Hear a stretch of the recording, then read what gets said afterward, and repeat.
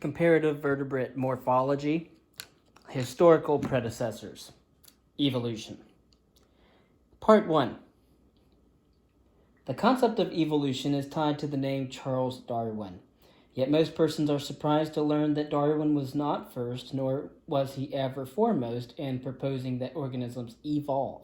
In fact, the idea of change through time in animals and plants dates back to ancient schools of Greek philosophy. Over 2,500 years ago, Anaximander, one of the pre-Socratic philosophers, developed ideas about the course of change from fish-like and scaly animals to land forms. Empedocles saw original creatures come together in oddly assembled ways. Humans with heads of cattle, animals with branches like trees. He argued that most perished, but only those creatures who came together in practical ways survived. Even at their best, these armchair views, or these philosophical inquiries, are more poetic than scientific, so it would be an exaggeration to characterize this Greek philosophical thought as a practical predecessor of modern evolutionary science and biology. Nevertheless, the idea of evolution existed long before Darwin, thanks to these Greek philosophers. Charles Darwin, born in 1802 or 1809, died in 1882, about 30 years old, when he was back from his voyage from HMS Beagle.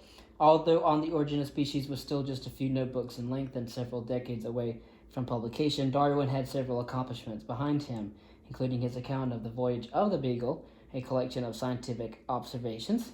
At this time, he was also engaged to his cousin Emma Wedgwood, with whom he would live a happy married life. The process behind the change. Of course, we have other people like Henry Spencer writing as well on evolutionary biology. In the 19th century, Henry Spencer was one of my favorite philosophers, and he was the first to coin the term or the phrase survival of the fittest. I have his autobiography in 2 volumes. What the Englishman Charles Darwin contributed was not the idea that species evolve. Rather, Darwin proposed the conditions for and mechanism of this evolutionary change. He proposed 3 conditions. First, if left unchecked, members of any species increase naturally in number because all possess a high reproductive potential.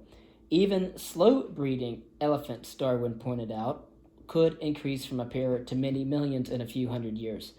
We are not up to our rooftops in elephants, however, because as numbers increase, resources are consumed at an accelerating rate and become scarce. This brings about condition 2, competition, for the declining resources. In turn, competition leads to condition 3, survival of the few. Darwin termed the mechanism now determining which organisms survive and which do not natural selection, nature's way of weeding out the less fit.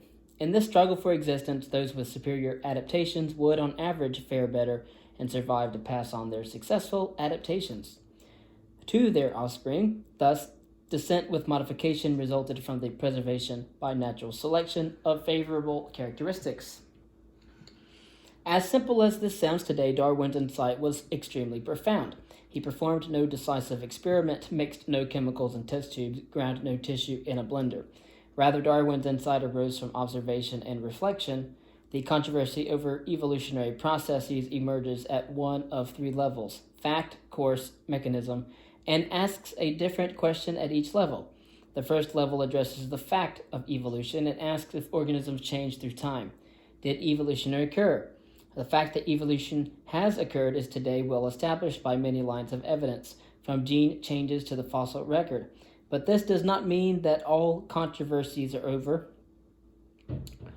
At the next level, we might ask, what course did evolution then take? For example, anthropologists who study human evolution usually agree on the fact that humans did evolve, but they often disagree, sometimes violently, over the course of that evolution. Finally, we can ask what mechanism produced this evolution. At this 3rd level in the evolutionary debate, Darwin made his major contribution. For Darwin, natural selection was the mechanism of the evolutionary change. Verbal scuffles over the fact, of course, and mechanism of evolution often become prolonged and steamy because opponents ask questions at different levels and end up arguing at cross purposes. Each of these questions had to be settled historically, as well as to bring us to an understanding of the evolutionary process. Historians have taken much notice of the violent public reaction to Darwin's ideas, a reaction spurred by their challenge to religious convention. But what of the scientific climate at that time? Even in scientific circles, opinion was strongly divided on the issue of transmutation of species, as evolution was termed then. The issue initially centered around the fact of evolution. Do species change? Carl Linnaeus was born in 1707 and died in 1778. He was a Swedish biologist who devised a system that is still used today for naming organisms. He also firmly abided by and promoted the view that species do not change. Foremost among the scientists who felt that species were fixed and unchangeable was Carl von Linné, 1707 to 1778, a Swedish biologist who followed the custom of the day by Latinizing his name to Carolus Linnaeus, by which he is most recognized. Linnaeus devised a system for naming plants and animals, which is still the basis of modern taxonomy. Philosophically speaking, he argued that species were unchangeable, created originally as we find them today. For several thousand years, Western thought had kept company with the view, namely that all species resulted from a single and special act of divine creation, as described in Genesis. Thereafter, species remained unchanged. Although most scientists during the 18th century sought to avoid strictly religious explanations, the biblical view of creation was, however, a strong presence in Western intellectual circles because it was conventionally at hand and meshed comfortably with the philosophical arguments put forth by Linnaeus and those who argue that species were immutable or unchanging. However, it was more than just the compatibility of Genesis with the secular philosophy that made the idea of immutable species so appealing. At the time, evidence for evolution was not assembled easily, and the evidence available was ambiguous in that it could be interpreted both ways, or for or against. Today, however, we understand as naturalists the perfected adaptations of animals, the trunks of elephants, the long necks of giraffes, the wings of birds, as natural products of evolutionary change. Diversity species results.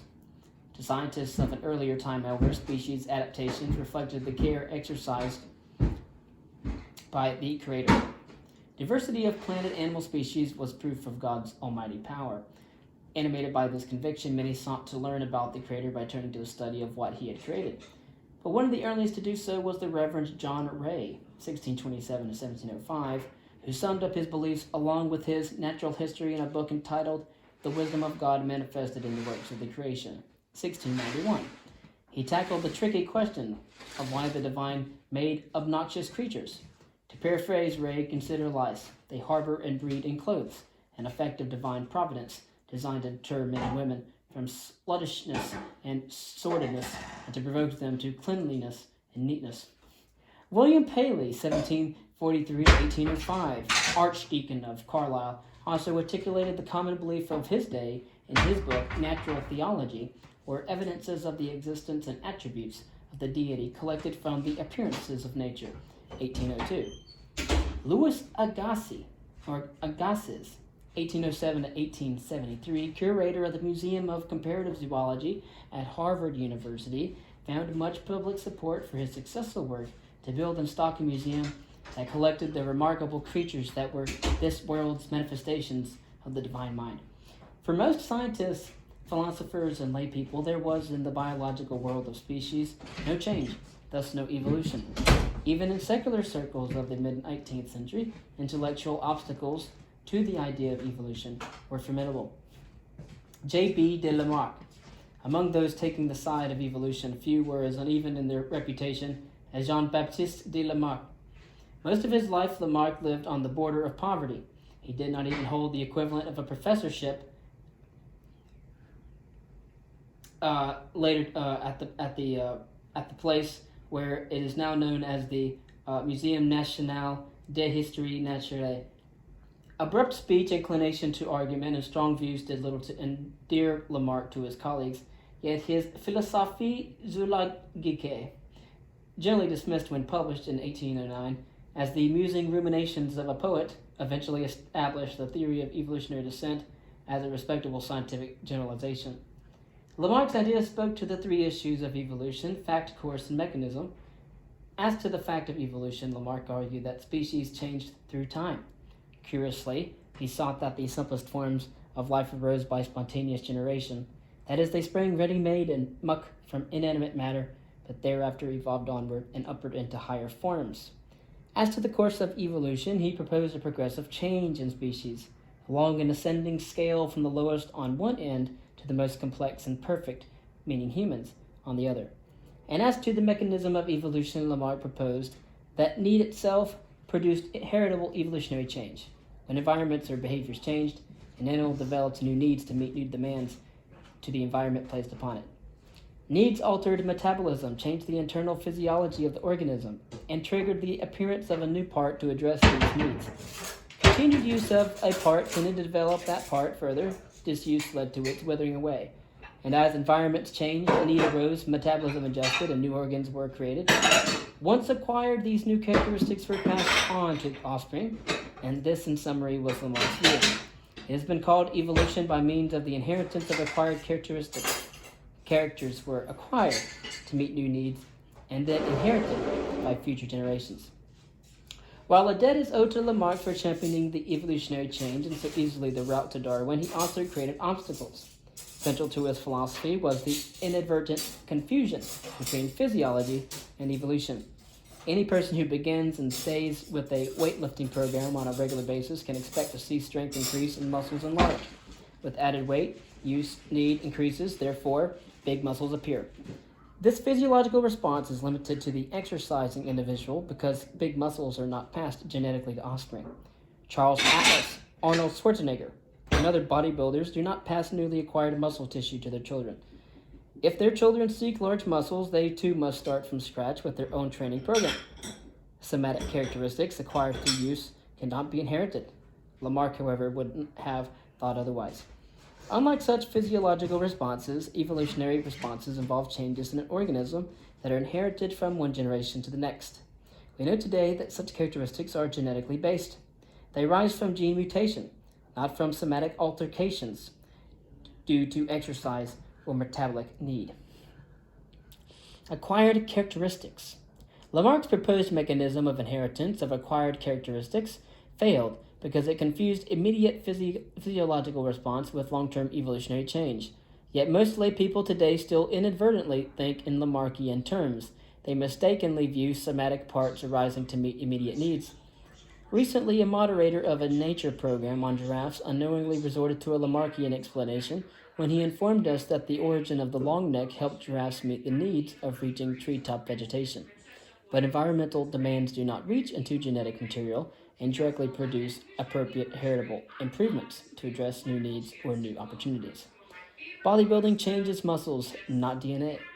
That route of inheritable modification does not exist in any organism's physiology.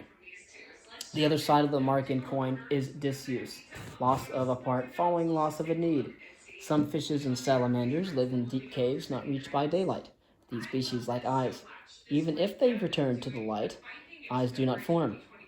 Evolutionarily, the eyes are lost. It is tempting to attribute this evolutionary loss of eyes to disuse in a dark environment. That, of course, would be invoking a Lamarckian mechanism. Contrary to Lamarck's theory, somatic traits are not inherited. Because it comes easily, it is difficult to purge a Lamarckian explanation from our own reasoning. We fall automatically and too comfortably into the convenient habit of thinking of parts as rising to meet needs, one creating the other. For Darwin and for students coming to evolution fresh today, Lamarck's theory of acquired characteristics impedes clear reasoning. Unfortunately, Lamarck helped popularize an erroneous outlook that current culture perpetuates. The proposed course of evolution championed by Lamarck also remains an intellectual distraction. The concept of the scale of nature, Latin scala naturae, goes back to Aristotle and is stated in various ways by various philosophers. Its central theme holds that evolving life has a direction beginning with the lowest organisms and evolving to the highest, progressively upward toward perfection. Evolutionists like Lamarck viewed life metaphorically as ascending a ladder one rung at a time, up toward the complex and the perfected. After a spontaneous origin, organisms progressed up this metaphorical ladder or scale of nature through the course of many generations. The concept of a ladder of progress was misleading because it viewed animal evolution as internally driven in a particular direction from the early, imperfect, soft body formed up toward the perfected humans. As water runs naturally downhill, the descent of animals was expected to run naturally to the perfected. Simple animals were not seen as adapted in their own right, but rather as springboards to a better future.